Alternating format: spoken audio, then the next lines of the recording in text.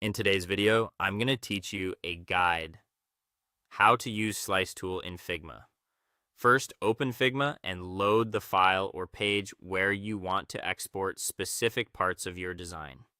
Make sure the elements you plan to capture are visible on the canvas at the zoom level you prefer. Slices export exactly what you can see inside their boundaries, so it helps to tidy up your layers and toggle visibility as needed before you begin. Next, look for the Frame tool in the top toolbar. Click the frame icon to select its tool group, then expand it to reveal more options. From that expanded list, choose Slice. Your cursor will change to indicate you're ready to draw.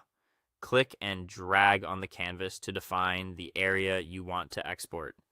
Don't worry about being perfect on the first try. You can adjust the slice later.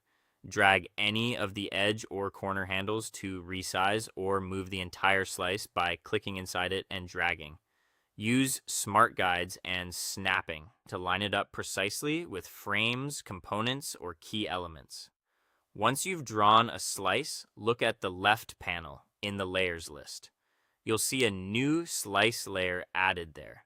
This layer doesn't affect your design visually. It simply defines an export region. For better organization, you can rename the slice so it's easy to identify later, especially if you plan to create multiple slices for different assets. Keep in mind, a slice can span across multiple layers or frames, and it will capture exactly what's visible within its bounds, including effects like shadows. Now, turn your attention to the right-hand panel. Scroll to the Export section. Here, choose your file format. PNG is great when you need transparency or crisp UI assets. JPG is ideal for photos or when you want a smaller file size with a solid background. SVG and PDF are useful for vector workflows, handoff, or print. You can also set the scale such as 1x, 2x, or 3x if you need multiple resolutions for different screens.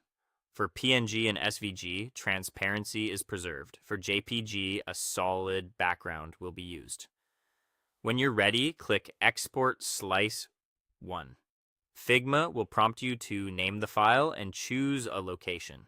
If you created more slices, you can export them one by one or set the same export settings across each slice for consistency. After exporting, quickly review the file to confirm the dimensions, quality, and background behavior match your needs.